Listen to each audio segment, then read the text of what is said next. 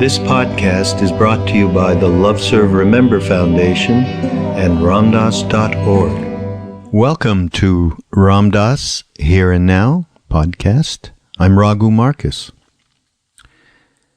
I would be remiss if I didn't thank everybody for their support for both this podcast, which is part of Ramdas.org, and all of which is under the umbrella of the Love, Serve, Remember Foundation.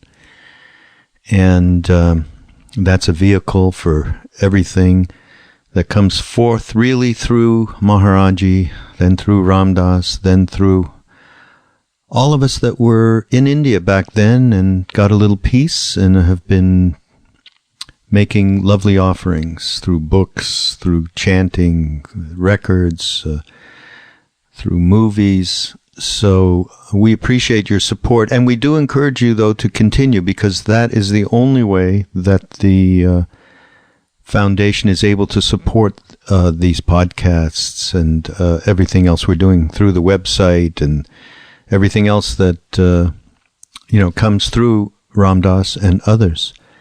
Just go to ramdas.org and you'll see a donate button there. Or you might land on Ramdas Here and Now podcast, and there's a donate button there. Thank you. I had an experience, well, that's not even the right word for it.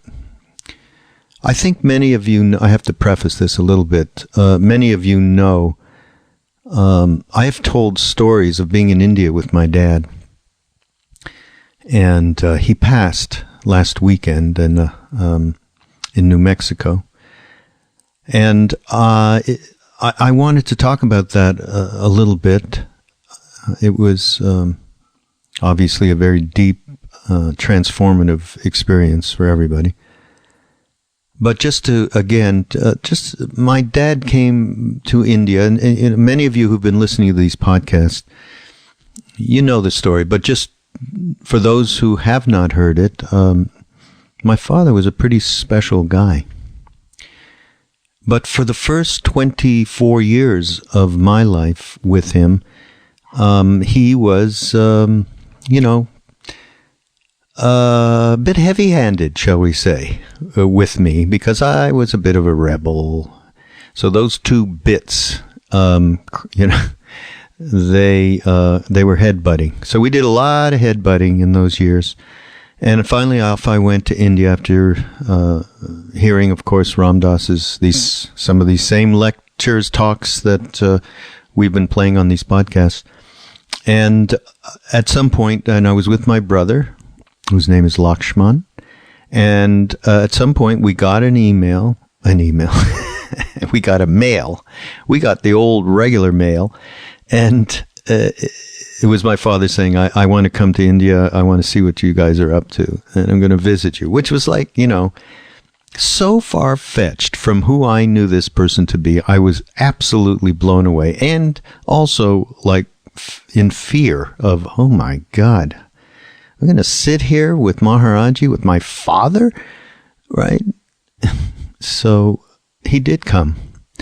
And Maharaji turned him around. It's the famous story of how he asked me to, had I taken care of him and given him the medicine, the yogi medicine, meaning LSD, which we did in Benares. He took some. His life changed. He was another person after that incident, and then went back to India.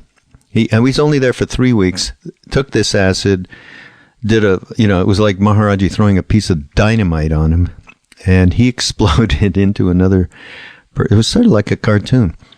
And we became best friends after that. I mean, we still headbutted a little bit, because we did some business together and so on, but we just became, very close, and this is a miracle that I can't tell you all what it meant to me. I mean, it was really, as I look back, and that's what I was doing. We sat with my father last week. He had been fairly bedridden for about 6 months, and And he was ready to go. He was 93 years old. He had lived an incredibly rich life, as you can imagine by this little story.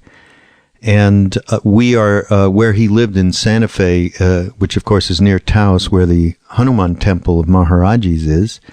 And many, many satsang family people live in and around New Mexico in that area. And so they all started coming down when they heard, he basically stopped eating and drinking. And we sat around with him and we did chanting and kirtan and just meditated there.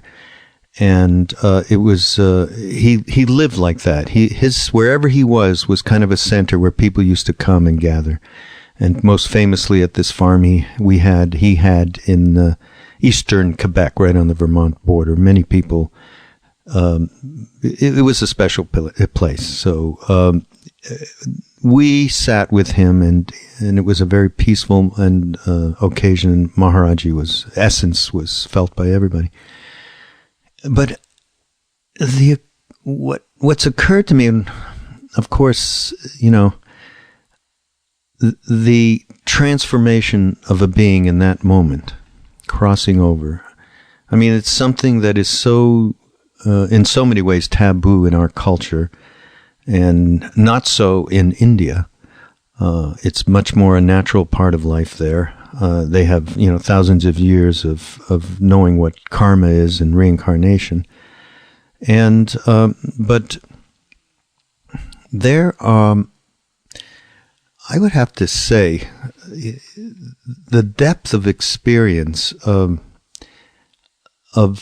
being right on the edge. And some of these words are Ram Dass's from this talk I'm going to play, which I found, which has got just an incredible story, which I'll talk about in a minute, but not too long. Don't worry, everybody. I'm going to get this going so we can, hear Ram Dass.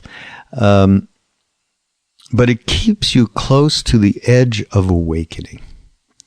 I mean, when you are sitting in that moment with someone, and never mind, of course, this is my father, so there's a deep emotional attachments and so on and so forth, but we did a lot of work together over that 6 months, in the earlier part of it when I spent a lot of time with him in Santa Fe, and we did a lot of work just around tuning in the way one needs to tune in and the letting go that needs to happen to transform and leave the body. So I was quite, we were in a great place together, and he had done some of the work. I mean, he wasn't a monk, but he had done a bunch of the work, and he had real connectivity to Maharaji, so that when that moment happened, I truly believe he went there. But for me and for others, that we would sit, some of the satsang, just sit there, and that phrase that Ram Dass uses is absolutely perfect, because it was the edge. I was in a place where I really felt the awake place that you get to when you are going to leave. I mean, some of us have had that experience, of course, through acid, because stuff dies, ego dies when you do LSD.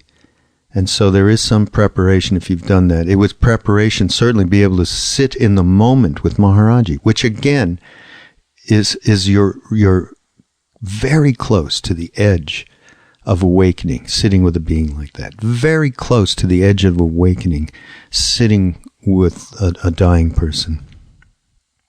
It's an amazing thing. And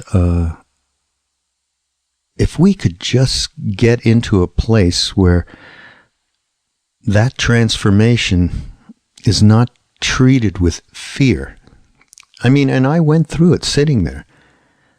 You see the body just winding down, and you feel your own self in that spot.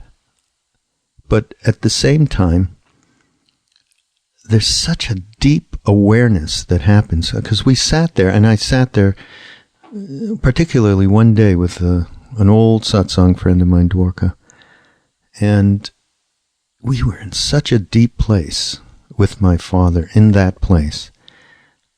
It's a revealing thing. And although, the attachment, the missing of that person that's so dear to me is going to be there. But I had certainly a greater understanding of what that place is, because I could compare it to sitting with Maharaji. It was very, very far out. So I found this talk that Ram Dass gave. Actually, it's some great retreat he did in the late 70s in Joshua Tree, California. And I've listened. I've definitely. It's actually on video too, up on ramdas.org. You can go to BhaktiTube, our media library, and it's there's videos of it up there. So I took a little piece, and in this piece, death and dying is the subject matter, but I think you'll find this really interesting because there's a couple of stories from the Ramayana, which is the story of Ram, who Vishnu incarnated as a god king, and Hanuman served him, and there's a whole story in the Ramayana. Now, Ram Dass briefly recaps it, so I won't get into it. It's something that we've been close to ever since those days in India, because Maharaj used to have it, one chapter of it read every Tuesday, and the whole book read at different times. And this is a story that he tells, and it's about the bad guy, whose name is Ravana, steals God's wife, Ram's wife, and he does a bunch of really bad shit. And Hanuman is enlisted by Ram to save the deal. But so all of that happens, of course. But the multi-level conscious, the different acts that Ravana, the different ways that he is represented are fascinating, because he's not just a demon. He actually knew he was going to get liberated by getting killed by God, which is Ram. And this story Ram Dass tells is an amazing story of him meeting Kala, which is time, death as time. It's also Kali, who kills ignorance. So his whole thing of going through death and why death could not kill him. And he goes through this whole thing, this whole dialogue. Ram Dass plays this out. It's just fantastic. And it's all about love defeats death. And I'm just going to play this thing because it's love is eternal. And he says, love is beyond death's reach. So here it is. Ram Dass, Here and Now, from Joshua Tree. I think it's 1979. And again, thanks for everything. And this obviously is very dear to my heart at this moment. And I have to, dedicate this to my father, whose name is Dasarat. And I was given the name Raghvendra Das is my real name, which is servant of the Lord of the Raghu, same as Ram Dass. And my brother is Lakshman, which was Ram's brother. And that's how Maharaji created our family. So, Ram Ram. Horror of Auschwitz with meditation and breath, and in the red asphalt, and in the slides of birth, and in the Tai Chi, and in the art, and in the climbing out at Joshua Tree, and all of that, you begin to feel the relationships of life and death, and models of who you are. You were stretching models of who you are and realizing that as a model dies, something new happens, and you feel, you directly experience the living truth of dying each moment and being reborn again each moment.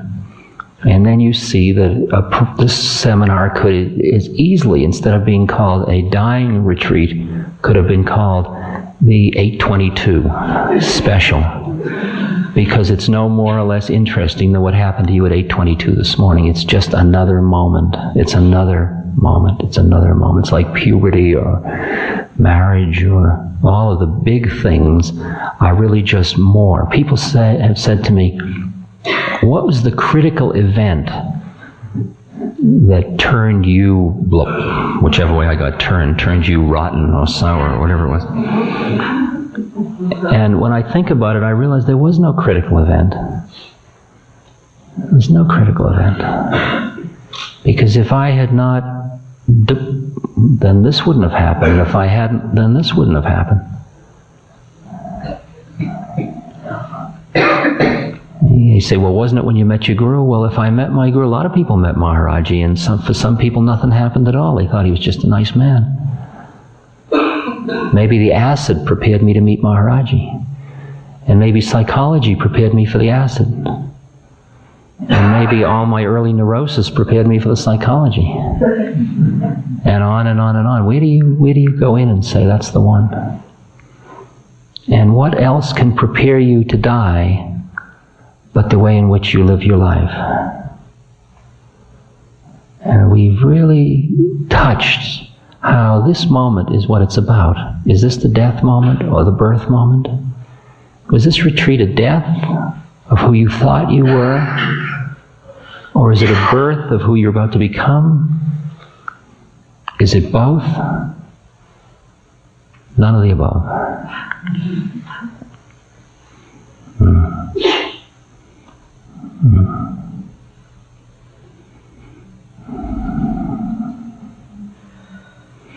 We are playing with the idea of setting up a small exploratory center for just a couple of years, maybe. Just getting a place that maybe has, say, 8 bedrooms and having maybe 4 people who come with terminal illness, who wish to be with others, to awaken, and have the whole place like an ashram. And have an ashram in which it is okay to open to the processes that are involved in dying and dropping bodies. And we're thinking of doing that next year. We don't know, and we won't know till it happens, I guess. And I think if we do it, I think all of us feel that we will grow incredibly from doing it. Because I wouldn't do anything if I didn't get an incredible payoff from it. And the payoff obviously isn't money. I'm not absconding to Switzerland on $400. But what it does feed me is it just keeps me very close to the edge of my own awakening. And we are just at the beginning of this spiritual game. I mean, when I was around Maharaji, I sensed what the major leagues were about. And I am such a minor league player. I'd like to be the water boy, if I could. But I sense it, and you sense it too. You sense that who we are, we haven't even begun to touch. And the joy of the satsang is that we can sense it together. And a lot of what we say, which seems all so wise because we sit up here and say it in a certain kind of wise way, really is, in a funny way, just reinforcing our predicament. Because we're not talking from beyond the beyond. We're still attached to our methods. We're still doing a lot of work on ourselves. And the maturity of a retreat like this is that we can all recognize it and play it out and understand it without having to make believe it's different. Retreats years ago used to be much more hysterical. Everybody wanted the people sitting up here to be enlightened, and they forced the people up here to make believe they were. And the people up here had power needs that made them want to make believe they were. And then all the great castles came tumbling down. And we've watched them over the years tumble and tumble and tumble.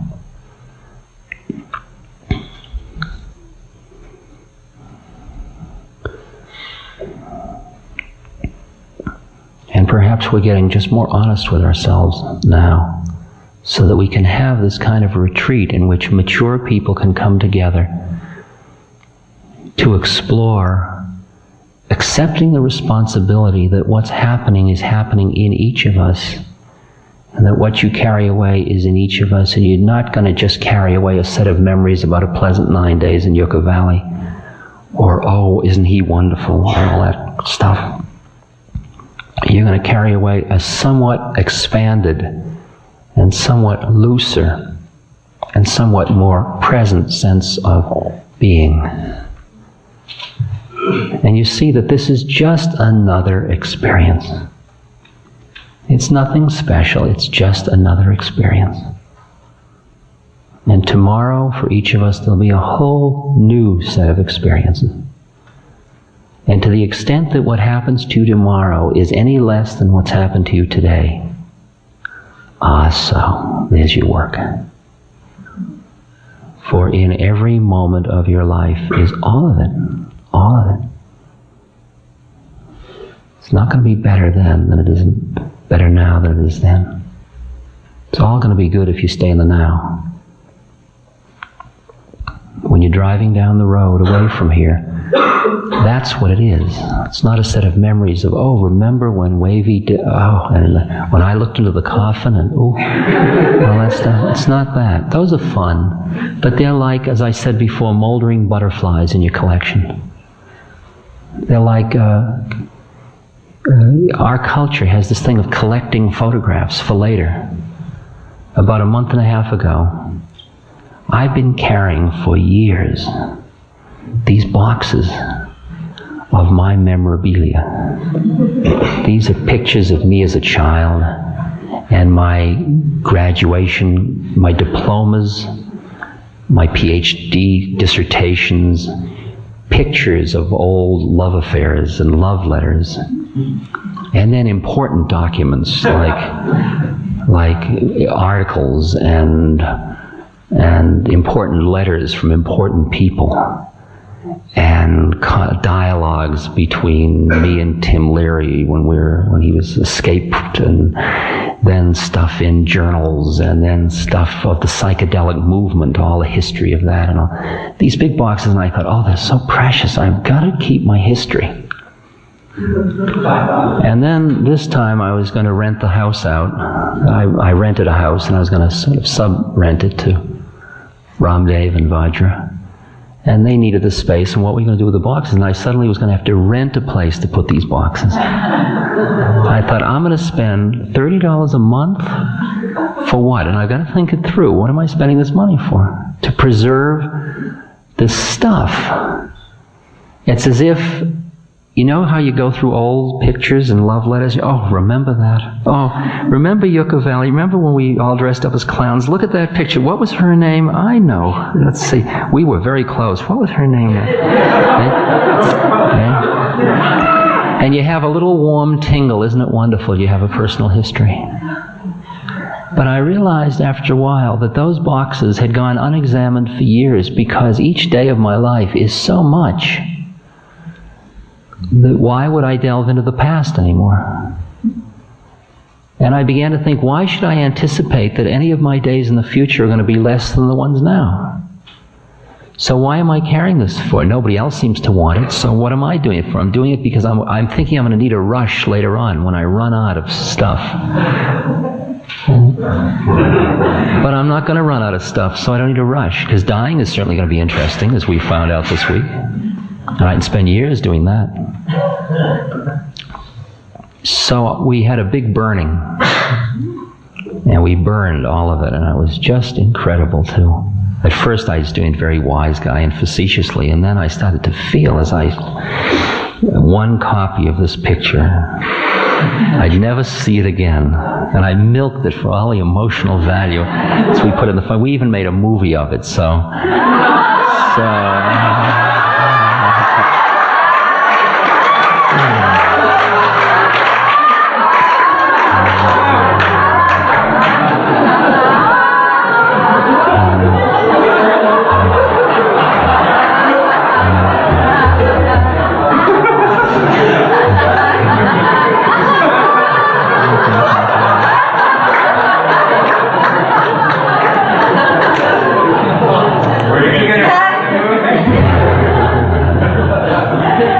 we each have to go at our own rate.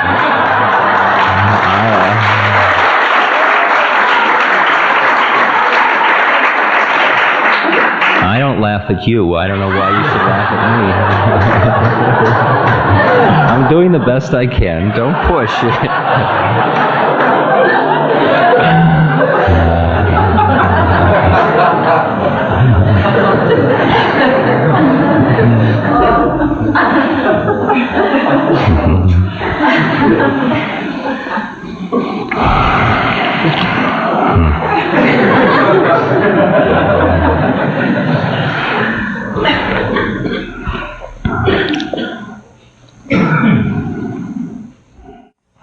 Hanuman and Ram,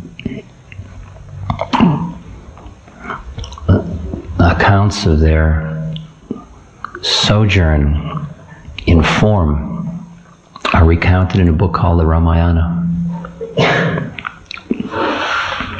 And there are various versions of the Ramayana.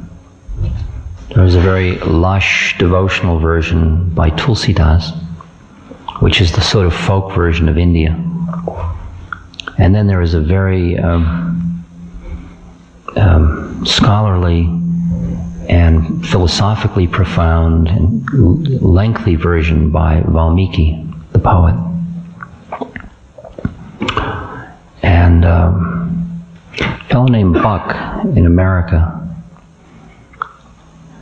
who had no interest in Eastern things particularly, went into the Carson City, Nevada library to get a copy of, and he came across a copy of the Bhagavad Gita, which comes out of the Mahabharata, and he became so fascinated with it for some reason or other that he took the Mahabharata, which is a huge, long story of all of the gods and goddesses in Indian history.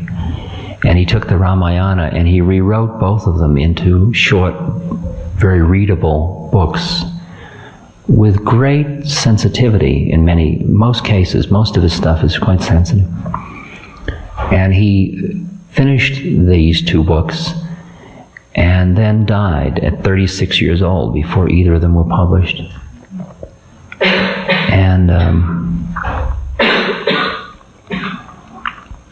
these books are quite special, and the Ramayana has now come out in paperback, in this paperback that New American Library has put out. And it's really a mentor book. And I wrote a foreword for it. And it's really a delightful introduction to the Ramayana. It would then lead you to want to read the other versions of it, which are more, the Tulsidas particularly is really our favorite. But this is a quite readable version, this Buck. And Buck's description of Hanuman as he is about to leap across the ocean in search of Sita. Now, if I just want to do the allegory, if you just think of Ram as God, Sita is his wife, who is also his Shakti, or the energy of the form of God. I mean, she's part of the form part. She's also a devotee of Ram's. And she gets stolen away by Ravana. And now Ram, God, is distraught because his devotee has been lost into illusion. okay, taken away by Ravana. And Ram has enlisted the help of Hanuman to find Sita. And Hanuman is now going on a mission for God in order to make contact with a devotee who is caught in illusion, and to reassure the devotee, who is us, that God has not forgotten us and that is coming to get us. Okay? And that's roughly what this story is about. And Hanuman, as I said once in an earlier lecture, Hanuman is under a curse, and he doesn't really know who he is or how strong he is, but he is in his service of God, has all this power, and when he's reminded that he has the power to leap across the ocean, he becomes incredibly powerful and vast and starts to leap. And this is a statement to us, because Hanuman is a statement of the power that comes to even a monkey, even a human like us, when our hearts and minds are devoted in this very powerful way. Just these couple of pages.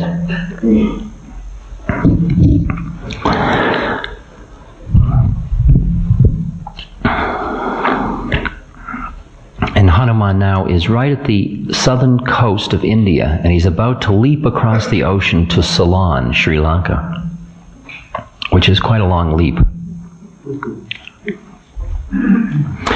In his mind, Hanuman had already crossed the sea and entered the demon city.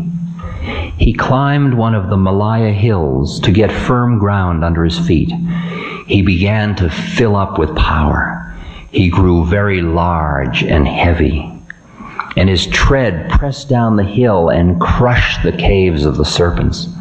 Out from underworld came the richly dressed Nagas, bruised and hissing, their hoods spread wide. In their anger, they rolled on the ground with tongues flaming. They spat fire and bit the rocks in passion. Their venom cracked the hill, and gleams of red metal and stone showed from within the earth. Hanuman climbed higher. With smiles of amazement, the heavenly Gandharvas, the musicians, and their Apsarasas, the Devas, rose half-dressed from the hill into the sky and looked down to watch. Hanuman climbed up through their hillside parks, where Gandharva swords and bright-colored robes were hung on the trees, and golden wine cups and silver dishes were on the ground in fair shady gardens hiding lovers' beds of lotus petals. Hanuman he's climbing through the plains of reality, getting ready to make this huge leap of the spirit. Hanuman neared the summit. His feet squeezed water from the hill. Rivers tumbled down, rock slides rolled, bright, fresh, broken veins of gold sparkled. Tigers ran off and birds flew away. The tree spirits fled, and in their dens the wild cats yelled in a frightful chorus, like the cry of the mountain himself through the voice of all his animals. Hanuman stood on the hilltop. He held his breath and sucked in his stomach. He frisked his tail and raised it a little at the end. He bent his knees, swung back his arms, and on one finger gleamed Ram's gold ring, the ring that he was going to carry to Sita. Then, without pausing to think, he drew in his neck, laid back his ears, and jumped. It was grand. It was the greatest leap ever taken. The speed of Hanuman's jump pulled blossoms and flowers into the air after him, and they fell like little stars on the waving treetops. The animals on the beach had never seen such a thing. They cheered Hanuman. Then the air burned from his passage, and red clouds flamed over the sky, and Hanuman was far out of sight of land. That monkey was like a comet, pushing the sky from his way and bumping clouds aside. The winds roared under his arm and was pushed down from his breast as he passed, and made the ocean pitch and roll. Sea spray rose and steamed up the sun. Beneath Hanuman as he went, the green salt water parted, and he could see the whales and fishes like people surprised at home. The air around Hanuman became electric, and sheets of light gathered and crackled, blue and pale melon green, flickering orange and red. That's the leap.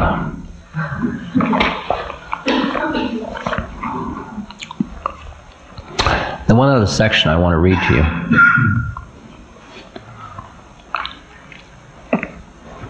concerns a discussion that occurs between Ravana and time.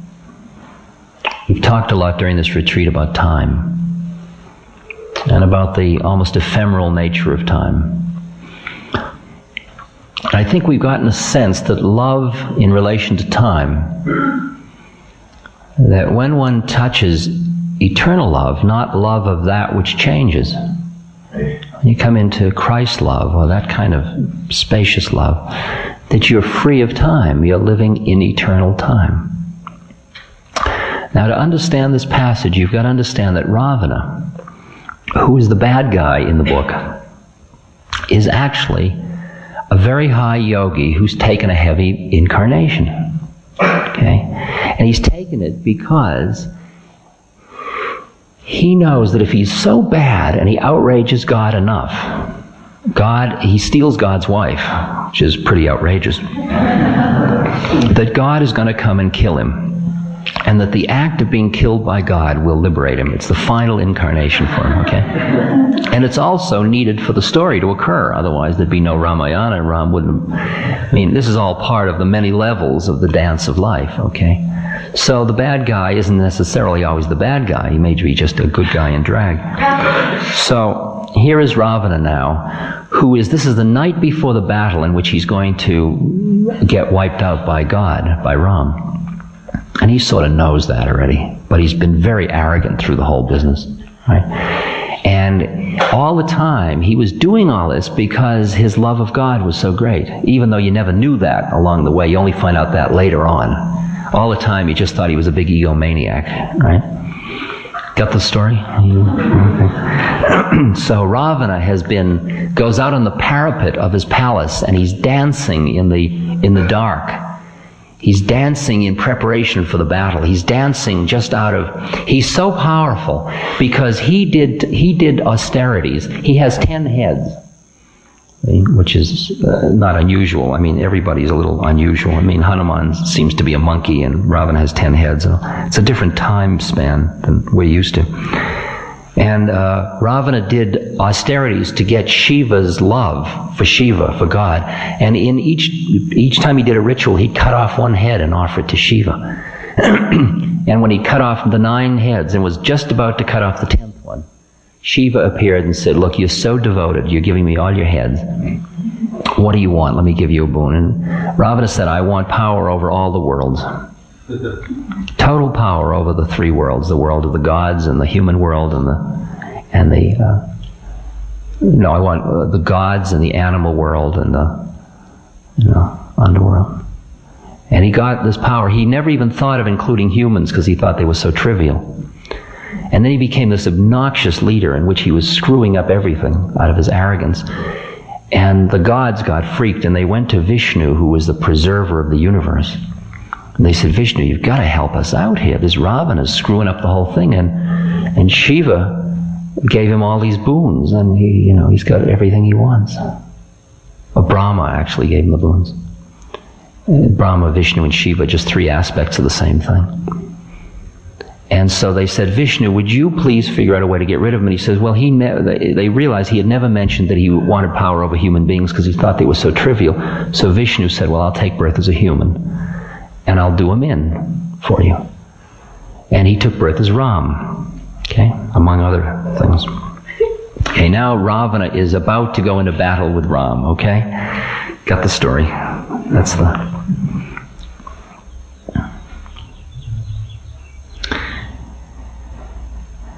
And his dance is quite awesome.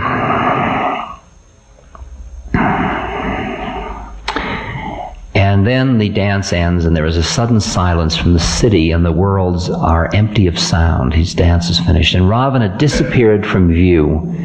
And as he came down the winding stairway inside the tower, the demon king met Time waiting for him there. Time wearing a body so shriveled and old that he looked dead even when he moved. The way was too narrow to pass, and Ravana had to stop. This is like the Grim Reaper image. Welcome, Ravana. Time looked up and grinned happily. Now at last your life is over, and you must pay me for all the sins of a lifetime. You're about to die, and now for all eternity hell awaits you. And even your memory will be lost in endless years of silence. You will never again meet a friend or see any place that you love. Your glory and sweet memories will be lost like precious golden dust blown from your hand before your eyes, and the wonderful earth will vanish from your sight forevermore. Go wear your best jewels, for who will wear them later? Look round at the beautiful world of life, see Lanka well, for now she is in my keeping. For your great wrongdoing I have fallen in beside you, all unseen, moving where you move, waiting in your shadow for the moment. How have you eluded me for so long? Indeed, said Ravana, I smile at your folly. Oh, do you think so, Ravana? Do you believe, Demon King, that I only control others? That time will never rule you, but only others? Then the face of Kala, that's Kali, Kala, the male form of Kali, Kala, time. The face of time took on the cruel look of someone who has lied and pretended and waited chance, and is at last in power over his enemy. I'll have the last word. I'll humble you and kill your strength and spirit. The bright golden dawns of future lights won't be for you. I'll press loneliness into your heart and chill your bones. There is no return. You little liar. What? You stole Sita, and you will pay. Ravana threw out his arms. He's got 20 arms, like 20 bars across the narrow stair, and looked down at time. Why, I have all the time there is. What? You are the thief, not I, said Ravana. For a few moments' pleasure, you take whole lives in payment. And whatever you give, you steal back by fraud, from hiding when you're not watched. Death and misery are your good friends, but you are yourself unreal. You do not exist. You cannot steal from me. Do you know who I am? Cried Kala. Ravana answered, a marketplace of sorrow, a well of lies. Never. You're a fraud, and you know it. Why, you're not looking so well yourself. Ravana smiled. May you feel worse tomorrow. Take care, said Time sharply. Watch out. Injustice angers me. That's a laugh. I'll faint from fear just as soon as I find some place to fall down. Ravana twirled his 10 mustaches. Listen, when my dancing footfalls stopped, I broke Time's small back with my last step. Kala said, Ravana, you're mad. There's no help for it. You're doomed. Do what you will while you still can. Your old home is empty. Your friends have died. All the good times are long gone by. Things can never be still. Nothing can remain the same. All must change and die and come apart. It will be as though you'd never been. Time will pass, Ravana. Time will pass. Be aware. We know better than that, said the Demon King. Love is eternal, and we are beyond your reach. Just a moment. Don't be absurd. You don't believe all those old stories, do you? Oh, I believe them just enough. There must be some mistake. No one is beyond my power. This time, you've made a mistake. You have wrongly faced Ravana, who has gambled his life for love. And always will, I guess. Never try to cheat your fate, said Time.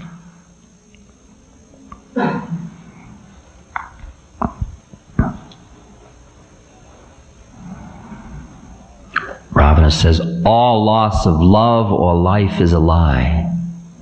Old age is an illusion, and only bad things perish. Really, I fail to see what... I'd forgotten you had that problem, smiled the Demon King.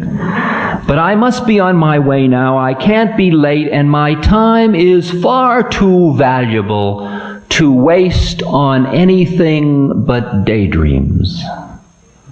Be careful. Turn and go.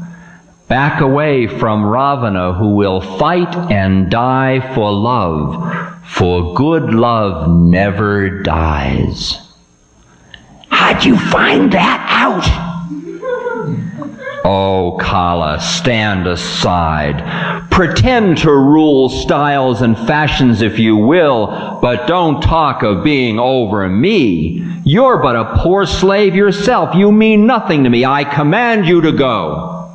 No, I won't. Aha!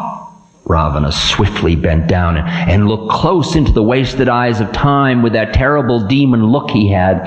The muscles on his arms stood out in knots, and his hands moved round Kala like a cage. Do you dare menace me? The Demon King drew back his lips, and his coppery eyes glittered. He made ready to seize Time and crush him with his steely strength. Now, Valmiki, who is writing this book, is a poet. And the way he's writing the book is he's looking into his hand in which there is a little bit of water. And in the water, he is seeing the entire story. And he's merely writing it down as he looks at it, okay? The Demon King drew back his lips and his coppery eyes glittered. He made ready to seize Time and crush him with his steely strength. And Valmiki, the poet, safely watching all this, caught his breath in shock at the threat. Then Ravana touched Kala but lightly with one hand and stood straight again. Love touched Time. Time started to sweat. He sneezed and looked around. His face was worn and battered, and his voice cracked when he spoke. Why, it's all dusty. Everything here, it's covered over with fine dust. Ravana stood with all his hands on his hips as he watched Time fade and vanish with a puzzled look, ever still trying in vain to say something more. Ravana stood on the empty stair. Valmiki the poet laughed with pleasure. Oh, Ravana, delightful, beautiful, well done, Demon King.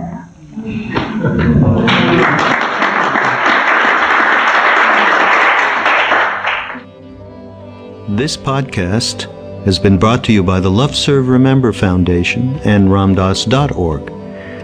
We appreciate all the support for the foundation and for Ramdas's work, and we hope that you will continue that support.